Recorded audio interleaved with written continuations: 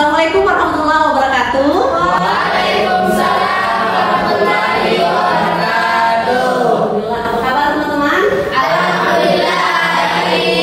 Alhamdulillah ya. Kemudian kita kembali dipertemukan di mata kuliah Human dan Public Relations. Mulai perkuliahan, marilah kita berdoa bersama-sama. Berdoa dimulai.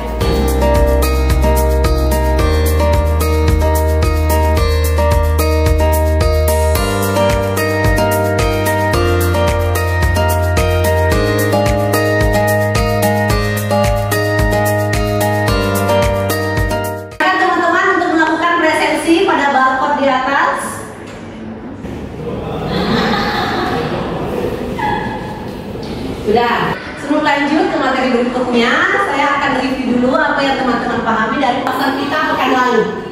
Oke, siapa yang akan menjelaskan? Saya. Oke, silakan.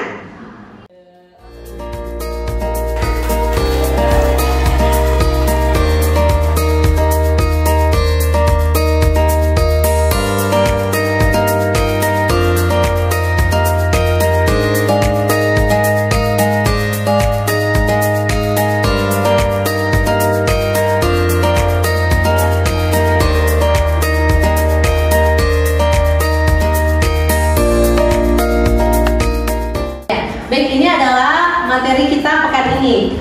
Maksud, tujuan, dan prinsip human relation. Tapi sebelumnya untuk teman-teman, seperti apa maksud tujuan, kita akan menonton sebuah video.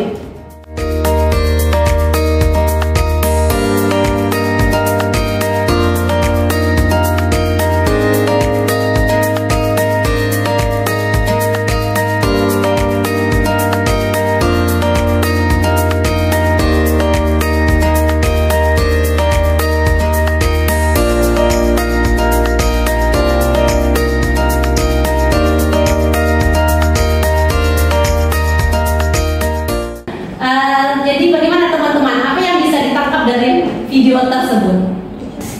Saya Silakan Gus Nur. Dalam video tersebut, saya menilainya bahwa di dalam perusahaan tersebut terjadi kecurangan. Terus diselesaikan dengan baik oleh leadernya. Oke, bagus sekali. Tepuk tangan untuk Gus Nur.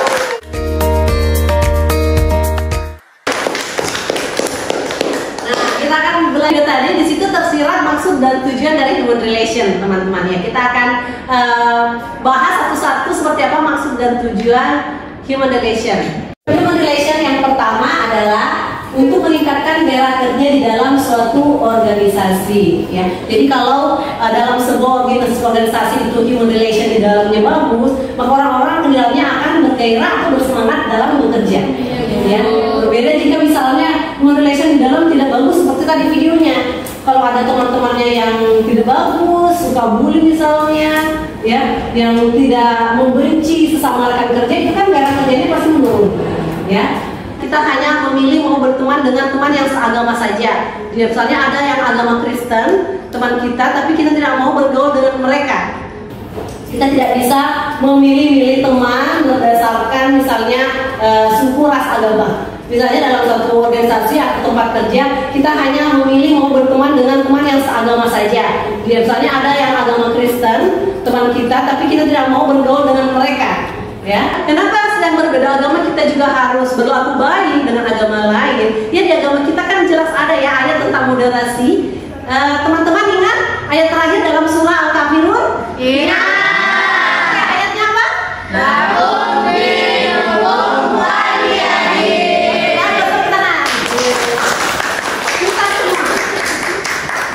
Hubungan kerja baik antara atasan dengan bawahan maupun sebaliknya, serta kerjasama di antara teman sekerja. Nah, masih ingat istilah bottom up dengan top down? Iya. Saya gambarkan. Ya. Kalau dari atas ke bawah, komunikasi antara atasan dengan bawahan disebut top down communication. Betul sekali. Oke, sebaliknya komunikasi antara bawahan kepada atasan disebut bottom up. Bagus.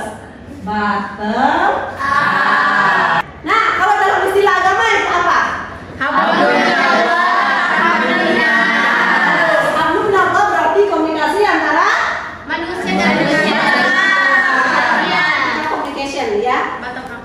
berarti betul.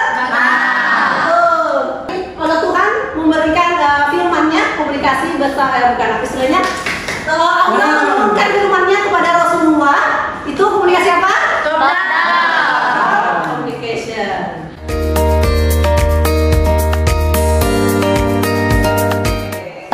Untuk dapat mengurangi akan aspek-aspek negatif dari timbulnya konflik maupun frustasi. Itu kan kalau kita stres, frustasi, itu akan mempengaruhi tubuh kita. Ya, pernah dengar kan? Kalau kita banyak pikiran, itu akan mempengaruhi kesehatan. Iya, jadi kita bisa jadi stres, frustasi. Kalau banyak pekerjaan, banyak tugas, pasti stres kan? Kalau banyak pikiran, ya, itu pasti stres. Ya, itu pikiran itu bisa mempengaruhi kesehatan. Mana faktor-faktor psikologis, manajemen, sosiologi, maupun komunikasi serta ekologi. Ekologi tentang lingkungan ya. Teman-teman tahu terkait dengan ekologi ini ada yang namanya program ekoteologi dari Kementerian Agama. Tahu? Tahu.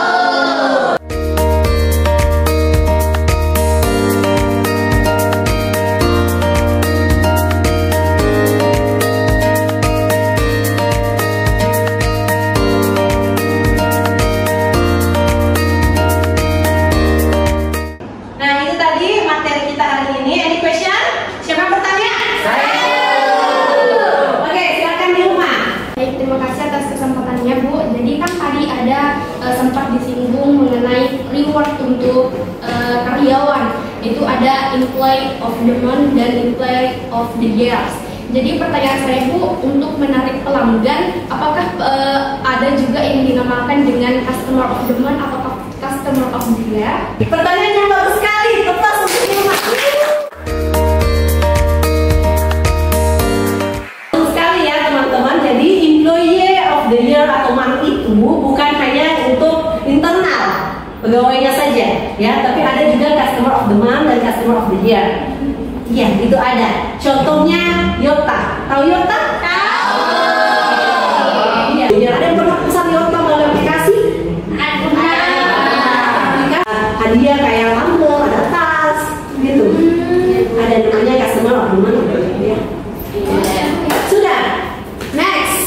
Dari yang kita dapatkan hari ini, kita akan main quiz.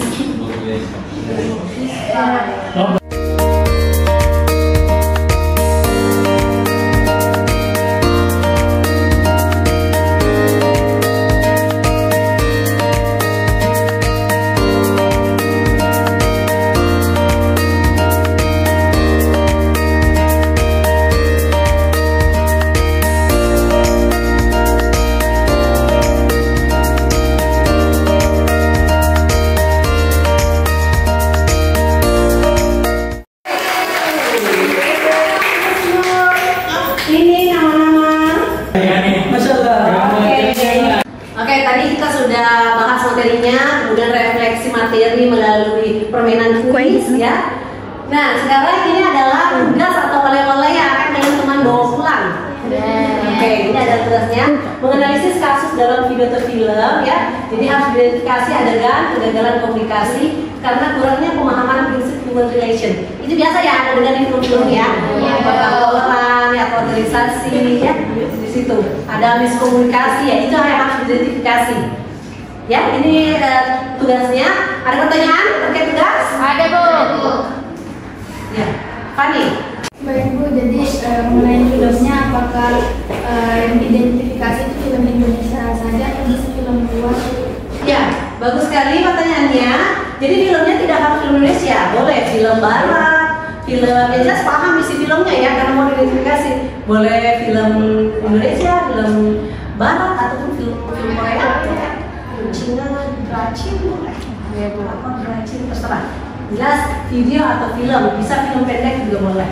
Ya, oke, jadi nanti hasil analisisnya akan dipresentasikan pekan depan, oke? Ya Bu. Oke, baik, sebelum mengakhiri pertemuan kali ini, saya mau minta teman-teman menyimpulkan nih, apa pembahasan kita pada pertemuan kali ini. Siapa yang akan menyimpulkan? Saya Bu. Ya, silakan Nina.